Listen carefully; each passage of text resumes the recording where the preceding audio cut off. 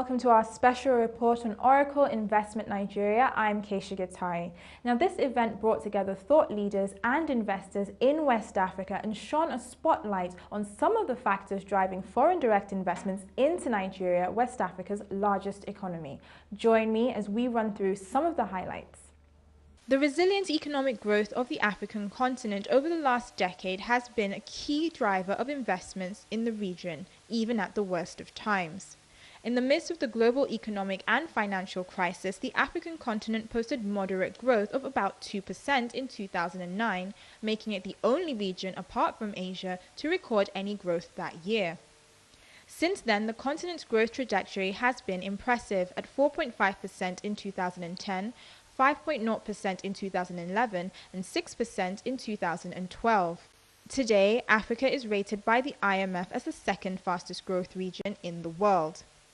The Investment Africa Conference explores ways to boost Africa's growth even more by attracting investors. This is a continent that has tremendous natural wealth that is begging to be unlocked, right? So that we can then monetize this natural wealth in investing in our people, investing in our quality of life, investing in our institutions. But obviously, you need the investment to actually unlock, the natural wealth that we have, whether it's oil and gas, mining, agriculture, on and on and on. So this is critical for capital for investments. Also critical for job creation, skills building, industrialization. The reality is that the capital base today of Nigeria and of Africa, and the savings rate is not that high, so we need to supplement it with foreign direct investment. And we're very fortunate that Africa, it's now the toast of most investors around the world. To become a part of this interesting Africa event, and we would like to be partner with you, with CEOs, CXOs today, who are in this room, to provide solutions for your future successes.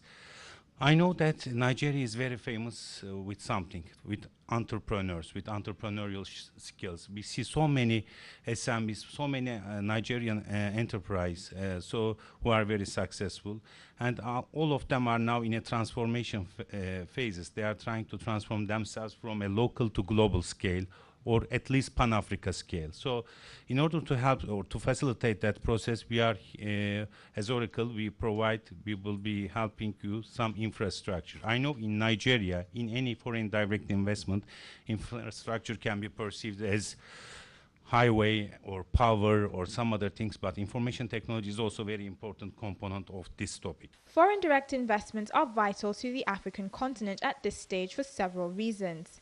FDIs provide much-needed capital, create jobs, facilitate an inflow for skills, and support the industrialization of any economy. Nigeria is the foremost lending destination for foreign direct investments in Africa. But to support this investment inflow, there is a need to develop its physical infrastructure, a job for both the government and private sector. Key areas where the government needs to drive change include freedom of transaction and security, property rights, to mention a few. For the private sector, there is a call for real commitment to localization, partnering with governments, and improving financing models. Against this background, the first panel of the Investment Africa Conference sought to tackle these issues during a discussion on the government's role in assisting with FDI in the African economies, with a critical look at infrastructure and the legal framework. Speakers and panelists made the case for a focus on infrastructure from roads to information and communication technology. It also explored how the African continent can take advantage of the volatility in the global economy. I was in a meeting a couple of days ago, and somebody told me that he's been coming to Nigeria since 1970, and at the same time he was going to Dubai. At that time, in 1970, there was one hotel in Dubai. There was certainly more than one hotel in Lagos. But look at the comparison today. So I would say, obviously, the infrastructure is nowhere where it needs to be. Whether you take it from the physical infrastructure around power, around roads, around bridges, even our social infrastructure, our schools, our healthcare, all of these things, our educational system, do need a lot of work. And this is going to be shared responsibility, shared accountability on both the private sector and the public sector. But let's not kid ourselves. The aspirations of Nigerians is very, very high. They expect the very best. Well, Shay, you've been around for a while as well. Do you agree with what he's just said? I think, the point of debate will come around, when we start talking about the role of government in promoting FDIs for this. Because, there are some of us who have a different perspective, especially when you're talking about a country like Nigeria, or maybe even, in Africa. Because, from the point of view of government and its role in foreign direct investment, I'm very much a minimalist. I'd like to see, very little, role by government. I'd like to define what government is supposed to do because, if you take a look at this country and the rest of the African continent, we do not lack, entrepreneurs. There are people here with tremendous energy. And sometimes you say to yourself, maybe what government should do is to step aside, and let's do what is right, for our country or for our continent. Mine are very simple issues. And, when we're talking about infrastructure, my raw materials arrive at the port, which is probably about 3 kilometers from our factory. And because of the state of the Apapa Express, it can take even days to get your stuff out of the ports and just down the road. And that's before I try to shift my finished products to Uyo or Maiduguri or Shaki, where it can take 6 or 7 days in the rainy season. So these are just things that you're contending with on a daily basis. So when my big brothers here, who talk very large sums of money, I tend to think, I don't really mind who provides it. I just want a road that will allow me to get my goods from here to where ordinary Nigerians need to eat them. One thing we don't realize or is not really well embedded is that, infrastructure is all about the cost of doing business. If, to take Keith's milk further, going from 10 naira to 12 naira a sachet because it costs so much to ship it from here to Uyo, or because you need to pay that little bit extra for diesel. For the 67% of Nigerians that are living below the poverty line, that is a major amount of money for them. And so this is not just about having a nice lifestyle and not having power cut off when you're watching the FA Cup semi-final, but it's also about actually raising the living standards of Nigerians. It's also about making our industries more competitive. Well, so basically, I guess I'm going to ask, so do you really still think the government should step aside now? Like I said, I don't think the debate here is, is really about, the state of the infrastructure, because all of us can see it. We can see it, The question, I think, that has been raised in a sense, by Kit is that how are we going to get it done? How are we going to fix it? Okay? And sometimes, you have to be specific. You have to be sector specific. If you take a look, for instance, at, the downstream sector of the petroleum, there's one crucial issue that you've got to do. You've got to deregulate, okay? And we can stay here until we all grow old. And, you can award as many licenses as you want, for people to go and build refineries. If you don't get the pricing right, you're not going to get it built. It's as simple as that.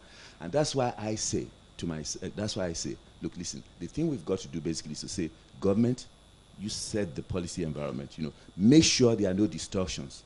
Make sure that you are not creating an environment, for rent seekers, okay? Once you've done that, the investment will come, whether it's foreign direct investment or domestic investments. The power sector is one area we all know is really affecting every form of business in this country. Domestic users, commercial users, everyone. Now I'm going to ask, now with the new reforms coming in the power sector, I'm going to put that question to you, Koinsola. Do you think we're getting it right this time, or do you think we're just going around in circles again? I think we're doing something, but I'm not sure that we're getting it right, because I think it's a total picture. Privatization appears to be going well. But then, Mr. Bickers has just mentioned the feedstock for a lot of these plants. And what is happening, nobody is really saying a lot about assurance of gas, about the gas pipelines, which is very critical. And then, of course, we've got the Transmission Company of Nigeria. Now, I'm not absolutely certain that the model we've taken is the best solution to the problem. We've handed over management of power transmission to a Canadian company. But it will still require to be funded by federal government. Happily, we have good private enterprises running transmission and distribution companies, and that will solve a lot of the problems. But I think we still have a lot to do. I'm not sure we need to spend so much time to solve our power problem. So as far as I'm concerned, we're doing some things, but I would not give this government a pass mark. Lazarus, what's your take on this? This is a sector that was de-invested for like decades. I mean, if you even think about the human capital aspects of it, I was once told that the sector requires about 17,000 engineers to even operate what we currently have. Think about the neglect, even on that aspect.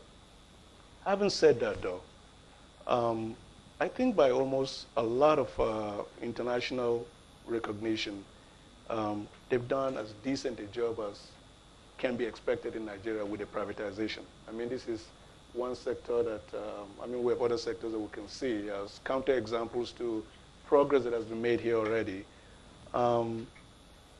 There are big steps that have been made around the discussions around PPA. I mean, we never, even 5 years ago, we didn't even have a policy or a structure for people to have a sense as to, okay, could I, even if I was considering investing, whom am I going to go talk to?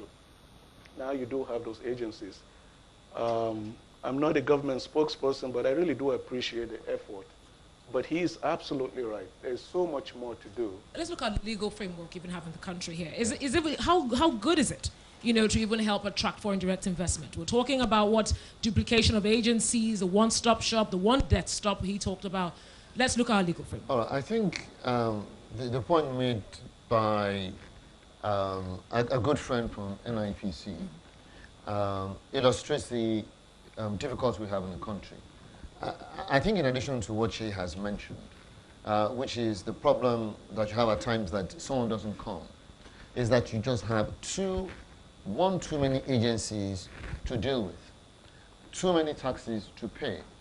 The Minister for Trade and Industry last month, or early this month, said, for instance, just for an example, you have to pay 97 different types of taxes in Lagos.